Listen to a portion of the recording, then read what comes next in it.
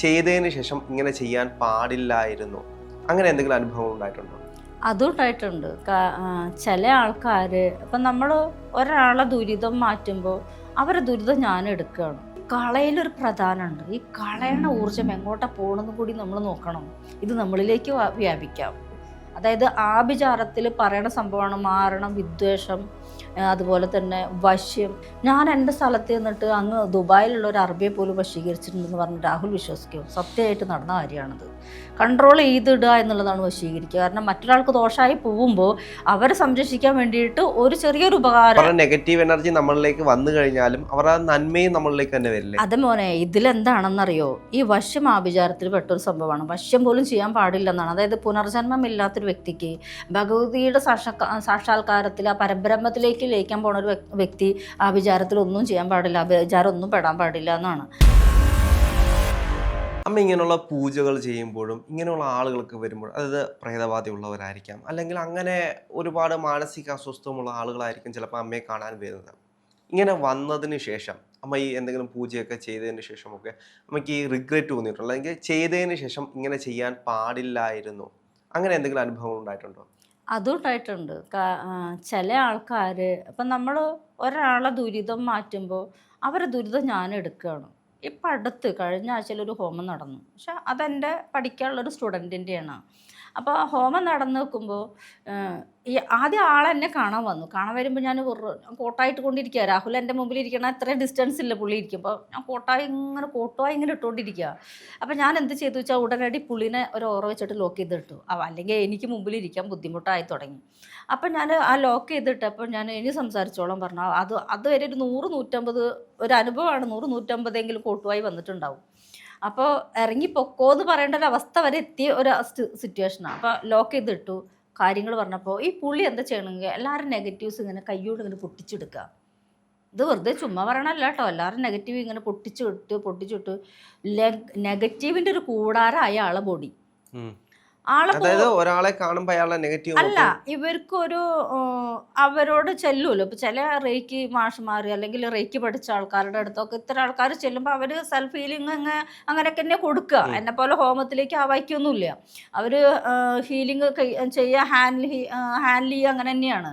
അപ്പോൾ ഇയാൾ പുള്ളിക്കാരൻ എനിക്ക് കൃത്യമായിട്ട് കാണുന്നത് പുള്ളി ഇങ്ങനെ ഇടത് കൈകൊണ്ട് ഇങ്ങനെ പൊട്ടിച്ചിടണു ഇങ്ങനെ അതിൻ്റെ കട്ട് ചെയ്തിട്ട് കളയണു എന്നുള്ളതാണ്. ഈ കളയിലൊരു പ്രധാനമുണ്ട്. ഈ കളയണ ഊർജം എങ്ങോട്ടാ പോകണമെന്ന് കൂടി നമ്മൾ നോക്കണം. ഇത് നമ്മളിലേക്ക് വ്യാപിക്കാം. അല്ലെങ്കിൽ മറ്റൊരു വ്യക്തി ഉണ്ടെങ്കിൽ അതിലേക്ക് പോവാം. വേറൊരാളെ നെഗറ്റീവ് എനർജി എടുത്തു കഴിഞ്ഞാൽ ചിലപ്പോൾ നമ്മളിലേക്ക് വരാം. ഈ അതാണ് പ്രധാനം. ഞാനും എൻ്റെ ഹസ്ബൻഡും കൂടിയിട്ട് ഹോമിക്കുമ്പോൾ ഒരു പ്രേതത്തിന് ഹോമത്തിലേക്ക് ആവായിക്കില്ല. ദുരിതങ്ങൾ മാത്രമേ ആവായിക്കുള്ളൂ. പ്രേതങ്ങൾ കംപ്ലീറ്റ് വെള്ളി രൂപത്തിലേക്കാണ് ആവായിച്ചെടുക്കുക, അല്ലെങ്കിൽ ചതുർബാഹുവിലേക്ക്. അതുപോലെ തന്നെ പ്രേത ദുരിതമാണെങ്കിൽ ചതുർബാഹുലേക്കും, മറ്റേ ബാധ ദുരിതമാണെങ്കിൽ ശത്രുബാധ ദുരിതമാണെങ്കിൽ കാഞ്ഞര രൂപത്തിലേക്കും. ഈ രൂപത്തിലേക്ക് കയറുമ്പോൾ തന്നെ അവർ ശപിച്ചിട്ടാ കയറുക. വെറുതെ ചുമ്മാ കയറുന്നില്ല. അപ്പം ഇതിങ്ങനെ പൊട്ടിച്ചിടുമ്പോൾ ഈ എനർജി എങ്ങോട്ടാ പോകണമെന്നും കൂടി കാണണം. പുള്ളിക്കാരന് കാണലില്ല, വിഷ്വലൈസ് ഇല്ല. അപ്പോൾ ഈ എനർജി ഇങ്ങനെ പൊട്ടിച്ചിടൽ മാത്രമേ ഉള്ളൂ. പൊട്ടിച്ചിട്ട് മൊത്തം ആകെ ബ്ലോക്ക് ആയപ്പോഴാണ് എന്നെ കാണാൻ വന്നത്. അപ്പം ഞാൻ ഈ പുള്ളിയുടെ ഹോമത്തിനിരിക്കുമ്പോൾ പുള്ളിയുടെ പാസ്റ്റ് ലൈഫിലേക്കൊന്ന് പോയി നോക്കി. കഴിഞ്ഞ ജന്മത്തിൽ എന്താ ഈ പുള്ളി കഴിഞ്ഞ ജന്മത്തിൽ എന്നോട് പറഞ്ഞു, ഞാനിങ്ങനെ ചെയ്യണ്ട അമ്മ, എനിക്കതിൻ്റെ ഒരു ക്ലാരിറ്റി വേണം, ഇതെന്താ ഞാനിങ്ങനെ ചെയ്യണം എന്നുള്ളത്. അപ്പം ഞാൻ നോക്കുമ്പോൾ പുള്ളിയുടെ പാസ്റ്റ് ലൈഫിൽ പുള്ളി ഒരു മൊണാസ്ട്രിയിൽ ഒരു പുരോഹിതനായിരുന്നു. അയാൾ ആ ജന്മത്തിൽ ഇതന്നെ ചെയ്തിരുന്നത്. അപ്പം ആ ജന്മത്തിലുണ്ട്, ഈ ജന്മത്തിലുണ്ട്. 2 ജന്മത്തിലും ദുരിതം പേറിയിട്ടാണ് ജനിച്ചേക്കണത്. അത് ക്ലൻസ് ചെയ്യുമ്പോൾ അവരിൽ ഉണ്ടാവണ ചില കാര്യങ്ങളുണ്ടല്ലോ. അപ്പോൾ ഈ ജന്മത്തിൽ അവർക്ക് എന്തെങ്കിലും ശത്രുദോഷമായിട്ട് ആരെങ്കിലും, അല്ലെങ്കിൽ ശത്രുദോഷം എന്ന് പറയുമ്പോൾ നമ്മുടെ കർമ്മയിൽ മറ്റൊരാളെ ബ്ലോക്ക് ചെയ്യുക, മാരണം എന്ന സംഭവം ഉണ്ട്. അതായത് ആഭിചാരത്തിൽ പറയണ സംഭവമാണ് മാരണം, വിദ്വേഷം, അതുപോലെ തന്നെ വശ്യം, പിന്നെ ഈ ആഭിചാരം, ഇതെല്ലാം മറ്റേ എന്താണ് ഉച്ചാടനം. അതായത് ദേശം വിട്ട് മറ്റൊരു ദേശത്തേക്ക് പോകാൻ വേണ്ടിയിട്ട് വശ്യം പോലും ആഭിചാരത്തിൽ പെട്ടതാണ്.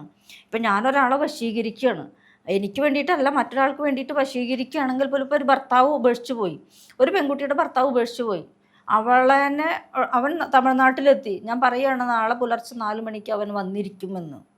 അത് വശ്യമാണ്. അതെൻ്റെ തപശക്തി കൊണ്ട് ഞാൻ അവനെ ഇങ്ങോട്ട് വരുത്തുകയാണ്.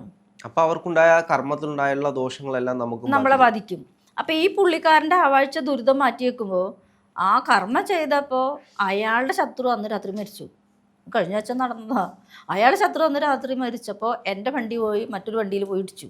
ആ കർമ്മ എനിക്ക് എഫക്റ്റ് ചെയ്യും എന്നുള്ളതാണ്. അതപ്പോൾ ആരുടെ ദുരിതമായാലും നമ്മൾ എടുത്തു മാറ്റുമ്പോൾ ഇതിനെ എങ്ങോട്ട് അയക്കണം എന്നുള്ളതും കൂടി ഇതിന് ഒരു പരിഹാരമാക്കണം. ഇല്ലെങ്കിൽ ഈ കർമ്മയൊക്കെ നമ്മളിൽ വന്നിട്ട് നമ്മുടെ ഓറയിൽ വന്ന് കയറി ഇങ്ങനെ പിടിച്ച് നിൽക്കും.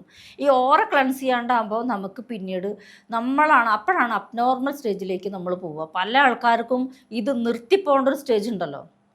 ഒരുപാട് മാന്ത്രികർ, ഒരുപാട് ആൾക്കാർ, എൻ്റെ അറിവിൽ തന്നെ ഒരുപാട് പേര് നിർത്തിപ്പോയിട്ടുണ്ട്. ഈ പലപ്പോഴും നമ്മൾ നോക്കിക്കഴിഞ്ഞ് ഇങ്ങനെയൊക്കെ ചെയ്യുന്ന ആളുകളുടെ കുലം തന്നെ ഇല്ലാണ്ടായി പോകുന്നത്. അത് കുലം, അത് നമുക്കൊരു സിദ്ധി കിട്ടി, അല്ലെങ്കിൽ നമുക്കൊരു ശക്തി ഉണ്ട്, അല്ലെങ്കിൽ നമുക്കൊരു എനർജി ഉണ്ടെങ്കിൽ അതിന് മിസ്യൂസ് ചെയ്യാൻ ശ്രമിക്കും തോറും എല്ലാറ്റിലും കയറി ഇടപെടുക, എല്ലാതും ചെയ്യുക, അത് ദുരുപയോഗം ചെയ്യുക, മറ്റൊരാൾക്ക് അനർത്ഥമായിട്ട് ചെയ്യുക.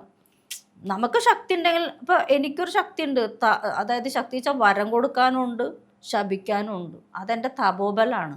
അപ്പം ഞാൻ ശപിക്കുകയാണെങ്കിൽ ആ ശാപം എനിക്കാണ് വന്ന് വീഴുക, മറ്റൊരാൾക്ക് പോവില്ല, എനിക്ക് തന്നെ വരും. അപ്പം ശപിക്കണ്ട, വരം കൊടുത്താൽ പോരെ.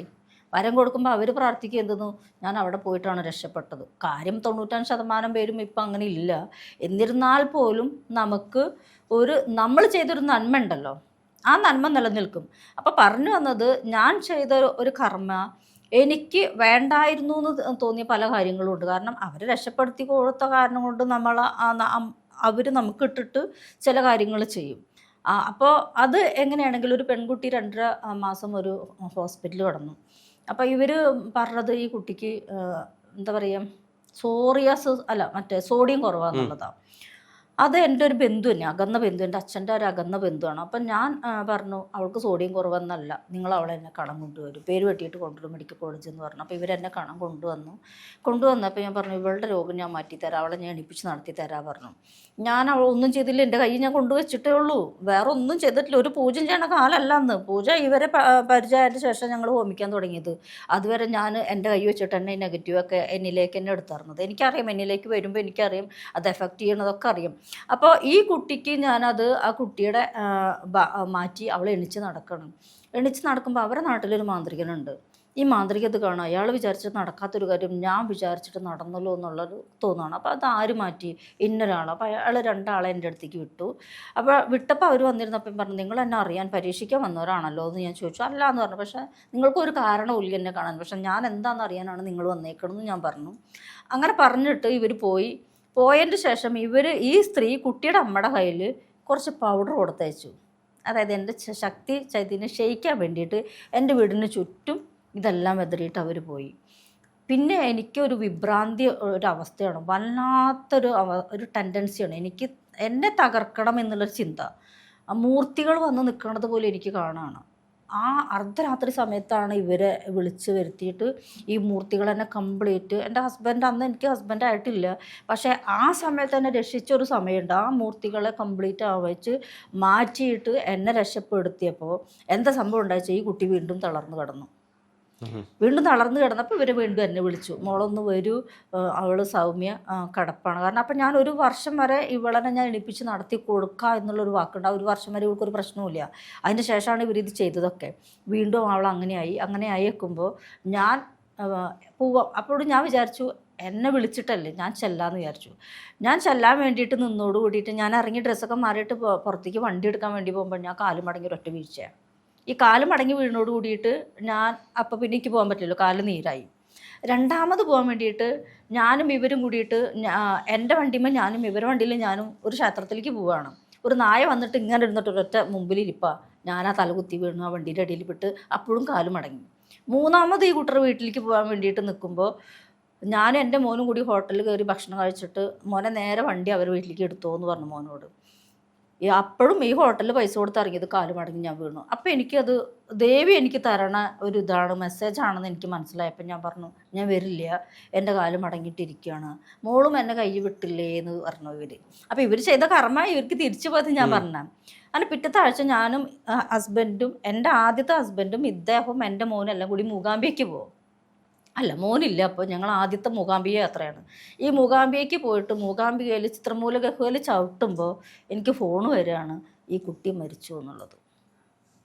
ആ പെൺകുട്ടി മരിച്ചു എന്നുള്ളത് കോള് വരികയാണ്. അപ്പം നമ്മൾക്ക് ചെയ്യണ്ടായിരുന്നു എന്ന് തോന്നിയ ഒരു വിദ്യ, ഒരു അതാണ്. ഞാൻ ഒരു മുസ്ലിം ഡോക്ടർ ഇവിടെ ഈ ഞാൻ എൻ്റെ സ്ഥലത്ത് നിന്നിട്ട് അങ്ങ് ദുബായിലുള്ള ഒരു അറബിയെ പോലും വശീകരിച്ചിട്ടുണ്ടെന്ന് പറഞ്ഞ് രാഹുൽ വിശ്വസിക്കുമോ? സത്യമായിട്ട് നടന്ന കാര്യമാണത്. കൺട്രോൾ ചെയ്തിടുക എന്നുള്ളതാണ് വശീകരിക്കുക. കാരണം മറ്റൊരാൾക്ക് ദോഷമായി പോകുമ്പോൾ അവരെ സംരക്ഷിക്കാൻ വേണ്ടിയിട്ട് ഒരു ചെറിയൊരു ഉപകാരം, അതായത് അവരുടെ പരിധിയിലാക്കുക, ഇതാണ് ഞാൻ ഒരു സംശയം ചോദിച്ചോട്ടെ. അപ്പൊ നമ്മൾ ഒരാളുടെ നന്മയ്ക്ക് വേണ്ടിയിട്ടല്ലേ നമ്മൾ അങ്ങനെ ചെയ്യുന്നത്? അതെ. അപ്പൊ ആ ഒരു നന്മ അവിടെ നിലനിൽക്കില്ലേ? അതായത് അത് നമുക്ക് തിരിച്ചു കിട്ടത്തില്ലേ? അത് അപ്പൊ അവരുടെ നെഗറ്റീവ് എനർജി നമ്മളിലേക്ക് വന്നു കഴിഞ്ഞാലും അവരുടെ നന്മയും നമ്മളിലേക്ക് തന്നെ വരില്ലേ? അത് മോനെ, ഇതിലെന്താണെന്നറിയോ, ഈ വശ്യം ആഭിചാരത്തിൽ പെട്ടൊരു സംഭവമാണ്. വശ്യം പോലും ചെയ്യാൻ പാടില്ലെന്നാണ്. അതായത് പുനർജന്മമില്ലാത്തൊരു വ്യക്തിക്ക് ഭഗവതിയുടെ സാക്ഷാത്കാരത്തിൽ ആ പരബ്രഹ്മത്തിലേക്ക് ലയിക്കാൻ പോണ ഒരു വ്യക്തി ആഭിചാരത്തിൽ ഒന്നും ചെയ്യാൻ പാടില്ല, ആഭിചാരം ഒന്നും പെടാൻ പാടില്ല എന്നാണ്. അത് ഈ വശ്യം ആഭിചാരത്തിൽ പെട്ടതാണ്. അപ്പം 5 എണ്ണത്തിൽ ഒന്നാണ് വശ്യം. മോഹനം, ചടനം, മാരണം ഒക്കെ അതിൽ പെട്ടതാണ്. അപ്പോൾ ഈ വശ്യം മറ്റൊരാൾക്ക് നന്മയ്ക്ക് വേണ്ടിയിട്ട്, അറബി കാര്യം പറഞ്ഞു കഴിഞ്ഞാൽ എല്ലാവരും കൂടിയിട്ട് ചിലപ്പോൾ എന്നെ പൊങ്കാലിടാൻ വരുമെന്നൊന്നും എനിക്കറിയില്ല. കാരണം ഇപ്പോഴത്തെ സിറ്റുവേഷൻ എല്ലാം പാർശ്വവൽക്കരിക്കപ്പെട്ട ഒരു സമൂഹമാണ് നമുക്ക് നിലനിൽക്കുന്നത്. അപ്പോൾ അറബി അവിടെ ഇവരിനെ വല്ലാത്ത പ്രഷറൈസ് ചെയ്യാണ്. അവരുടെ എല്ലാ സ്ഥാപനങ്ങളും അവരുടെയും കൂടി ഷെയറായ കാരണം കൊണ്ട് ഈ അറബിക്ക് ഷെയർ ഫുള്ള് വേണം എന്ന് പറഞ്ഞുള്ള ഒരു സിറ്റുവേഷൻ. അപ്പോൾ ദുബായിൽ അവിടെ മഴ വന്നേക്കുമ്പോൾ വെള്ളപ്പൊക്ക സമയത്ത് ഇവരുടെ കമ്പനി എല്ലാം നശിച്ചു. അപ്പോൾ ഷിഫ്റ്റ് ചെയ്യേണ്ട ഒരു അവസ്ഥ വന്നു. ഷിഫ്റ്റ് ചെയ്യുമ്പോൾ ഈ കമ്പനി വിറ്റ എല്ലാ എമൗണ്ടും അറബിക്ക് വേണം പറഞ്ഞിട്ട് ഇവരെല്ലാം കൊടുത്തു. പിന്നെ 2 എയർ ബസ്സുകളാണുള്ളത്. ആ വെഹിക്കിൾ വിറ്റ പൈസയും അറബിക്ക് വേണം പറഞ്ഞു. അപ്പോൾ എന്നെ വിളിച്ചു, അമ്മേ ഇതും കൂടിയും പോയാൽ ഞങ്ങളിവിടെ കുത്തുപാട് എടുക്കേണ്ടി വരും, ഞങ്ങൾക്ക് ആ ഒരു പൈസയെങ്കിലും ഞങ്ങൾക്ക് വേണം എന്ന് പറഞ്ഞു. അപ്പോൾ ഞാൻ ഒറ്റ വാക്കി പറഞ്ഞു, അറബി ഒന്നും മിണ്ടില്ല, നിങ്ങൾ പൊക്കോ എന്ന് പറഞ്ഞു. അറബിനെ കാണാൻ നിങ്ങൾ പൊക്കോ, അറബിയൊന്നും മിണ്ടില്ല എന്ന് പറഞ്ഞു. ഇവർ ചെന്നപ്പോൾ സത്യം പറഞ്ഞാൽ അറബി ഒന്നും മിണ്ടില്ല. അറബി ആ പൈസ അതുവരെ വേണമെന്ന് പറഞ്ഞത്, ആ 2 വെഹിക്കിളിൻ്റെ പൈസ അറബി വേണമെന്ന് പറഞ്ഞതാണ്. പക്ഷേ ഇവർ ചെന്നോട് കൂടിയിട്ട് അറബി പറഞ്ഞു, എന്നാ നീ പോയിട്ട് ഇവനും കൂട്ടിയിട്ട് ആ 2 വണ്ടിയും വിറ്റിട്ട് നീ പൈസ എടുത്തോ എന്ന് പറഞ്ഞു. അപ്പോൾ അത് വശ്യാണെങ്കിൽ പോലും അത് എന്നെ എഫക്റ്റ് ചെയ്യും. കാരണം അയാളെന്നെ ഞാൻ എൻ്റെ മൈൻഡ് കൊണ്ട് കൺട്രോൾ ചെയ്യാണ്, ചിന്താഗതി ഇവർക്ക് അനുകൂലമാക്കുകയാണ്. പക്ഷെ അത് വശ്യമാണ്. അയാളുടെ കർമ്മത്തെ നമ്മൾ മാറ്റുകയാണ്. അതെ, അയാളെ കർമ്മത്തെ നമ്മൾ മാറ്റുകയാണ്. അത് വളരെയധികം ഞാൻ ചെയ്തിട്ടുണ്ട് ഇങ്ങനെ. വശ്യം എന്ന് പറയുമ്പോൾ ചില ആൾക്കാർ പറയാൻ, ജോലി സ്ഥലത്ത് പ്രശ്നമാണ്, എനിക്ക് അവിടെ നിൽക്കാൻ പറ്റില്ല. അപ്പോൾ എത്ര ആൾക്കാരുണ്ട്, ഇന്ന ആൾക്കാർ പ്രശ്നമാണ്, നിനക്ക് പ്രശ്നം ഉണ്ടാവില്ല, നീ പൊക്കോ. അവിടെ ഞാൻ എൻ്റെ മന്ത്രസിദ്ധി അല്ലെങ്കിൽ എൻ്റെ ജപശക്തിയാണ് ഉപയോഗിക്കുക, നീ അവിടെ പോ, നിനക്ക് പ്രശ്നം ഉണ്ടാവില്ല എന്ന് പറഞ്ഞു. ഒരു ഡോക്ടറുണ്ട്, ഒരു മുസ്ലിം ഡോക്ടറാണ്. അദ്ദേഹം ശ്മശാനകാളിനെ സേവിച്ചിരുന്ന ഒരാളാണ്. അപ്പോൾ ഇവരുടെ ഹസ്ബൻഡിൻ്റെ ഒരു ഫ്രണ്ടാണ്, ഇപ്പോഴത്തെ ആളുടെ ഒരു ഫ്രണ്ടാണ്. അപ്പോൾ അയാൾ പറഞ്ഞു, ഞങ്ങൾക്ക് ടെലപ്പതി പഠിപ്പിച്ചു തരാം, ഈ ശ്മശാനകാളിനെ ഒരാൾക്കും അവഴിച്ചു മാറ്റാനേ പറ്റണില്ല. ആര് ശ്രമിച്ചിട്ട് ഇയാൾ ഏത് ക്ഷേത്രത്തിൽ പോയാലും ശ്മശാനകാളിനെ അവഴിച്ച് മാറ്റാൻ പറ്റണില്ല. അങ്ങനെയാണ് ഇവരെന്നെ കുറിച്ച് പറയണത്. അന്ന് അദ്ദേഹം എൻ്റെ വിവാഹം കഴിച്ചിട്ടില്ല. അപ്പോൾ ഇങ്ങനെ ഒരാളുണ്ട്. ഇവർ പോലും എന്നെ പരീക്ഷിക്കാൻ വന്നതാട്ടോ. ഉള്ള കാര്യം ഞാൻ പറയാം. എങ്ങനെയാ വെച്ചാൽ ഇവരെന്നെക്കുറിച്ച് കേട്ടറിഞ്ഞു. എന്നെക്കുറിച്ച് കേട്ടറിഞ്ഞപ്പോൾ എന്നാലും ആ സ്ത്രീയിലൊന്ന് പോയി കാണണമല്ലോ എന്നുള്ളത് പുള്ളിക്കും തോന്നി. അപ്പോൾ വന്നിരുന്നപ്പോൾ എനിക്ക് നോക്കുമ്പോൾ ഇവരിലേക്ക് പോകുമ്പോൾ സർപ്പങ്ങളെയാണ് കാണുന്നത്. നാഗചൈതന്യം, ശക്തമായ നാഗചൈതന്യം കാണാനാണ്. അപ്പം ഞാൻ പറഞ്ഞു, നിങ്ങൾ ഇരിക്കുന്ന ഭൂമിയിൽ നാഗങ്ങളാണുള്ളത്, അപ്പം നിങ്ങൾ നടന്നു വരുന്ന വഴി അവിടെ അടയ്ക്കും, എന്നിട്ട് അപ്പുറത്ത് തുറക്കും, നിങ്ങളിപ്പോൾ അവരുടെ മേൽക്കൂടെ ചവിട്ടിയിട്ടാണ് നടക്കണമെന്ന് പറഞ്ഞു. അപ്പോൾ ഇവർക്ക് തോന്നി ഞാൻ പറഞ്ഞത് ശരിയാണോ, ഞാൻ ഇത്രയും പോകുന്നൊരു പെണ്ണിരുന്നിട്ട് ഇത് പറയണത് ശരിയാണോ എന്നറിയ വേറൊരാളെന്നെ കൊണ്ട് അത് വെപ്പിച്ചു. നല്ല പ്രസിദ്ധനായ ഒരാളെ കൊണ്ട് വെപ്പിച്ചപ്പോൾ അദ്ദേഹം പറഞ്ഞു ഞാൻ പറഞ്ഞ അതേപോലെ തന്നെ. അപ്പോൾ ഇവർ വേഗം അവിടെ, അപ്പം ഞാൻ ഇവരോട് പറഞ്ഞു, നിങ്ങൾ വെള്ളിയാഴ്ച വരും, നിങ്ങൾക്ക് ഞാൻ കാണിച്ചു തരാമെന്ന് പറഞ്ഞു. വെള്ളിയാഴ്ച വന്നപ്പോൾ സർപ്പത്തെ കാണിച്ചു കൊടുത്തില്ല ചോദിച്ചു നോക്കൂ. 12 മണിയാകുമ്പോഴത്തേനും സർപ്പം വന്നിട്ട് ഇങ്ങനെ നിൽക്കുക, ചെറുത്. അപ്പം ഞാൻ പറഞ്ഞു, കാണേണ്ട ആൾ ഞാനല്ല, ആൾ വരുമ്പോൾ കണ്ടാൽ മതി പറഞ്ഞപ്പോൾ പോയി തിരിച്ചു വന്നു. ഇവർക്ക് അപ്പോൾ ഇവർ വിചാരിച്ചപ്പോൾ ഒരു 10 തലയുള്ള നാഗൊക്കെ വരികയെന്ന്. പക്ഷെ ആൾ ഇത്രേ ഉണ്ടായിരുന്നുള്ളൂ, ഇത്ര വണ്ണത്തിൽ. കൃത്യമായിട്ട് വന്നിട്ട് ഇങ്ങനെ കാണിച്ചു കൊടുത്തു, ഞാനാണ് അവിടെ, എനിക്ക് എന്നത് വേണ്ടത് ചെയ്യണം എന്നൊക്കെ ഉള്ള ഒരു നിർദ്ദേശം കൊടുത്തിട്ടാണ് പിന്നീട് പോയത്. അപ്പോൾ ഈ ഒരാളുടെ ഭാര്യയെല്ലാം ഉപേക്ഷിച്ച് പോയി. ഉമ്മയും ഭാര്യയൊക്കെ ഉപേക്ഷിച്ച് പോയി. കാരണം ശ്മശാനകാളിനെയാണ് ഒരാളിരുന്ന് സേവിക്കണത് രാത്രി റൂമിൽ. പിന്നെ ഇപ്പോൾ അവരുടെ സംസ്കാരം അനുസരിച്ച് അത് ചെയ്യാൻ പാടില്ലല്ലോ. അങ്ങനെ ഈ പുള്ളിക്കാരൻ എൻ്റെ അടുത്ത് വന്നപ്പോൾ കാളിയെ ഞാൻ ആവാഹിച്ചെടുക്കുക. ആ കാളി ഭഗവതിനെ ഞാൻ ആവാഹിച്ചെടുക്കുക. ആവാഹിച്ചോട് കൂടിയിട്ട് അപ്പം ഞാൻ ഇവരോട് ആദ്യം പറഞ്ഞു, എനർജി എൻ്റെ ബോഡിയിലേക്ക് കയറിയിട്ടുണ്ടെങ്കിൽ എനിക്ക് ഇളകാൻ പറ്റില്ലെങ്കിൽ നിങ്ങൾ തീർച്ചയായിട്ടും കരുതണം എൻ്റെ ശരീരത്തിലേക്ക് ആ എനർജി പ്രവേശിച്ചു കഴിഞ്ഞു എന്നുള്ളത്. ഞാൻ സ്റ്റക്കായിട്ട് നിങ്ങൾ എൻ്റെ അടുത്ത് കൊണ്ടുപോയി കിടത്തണം പറഞ്ഞു.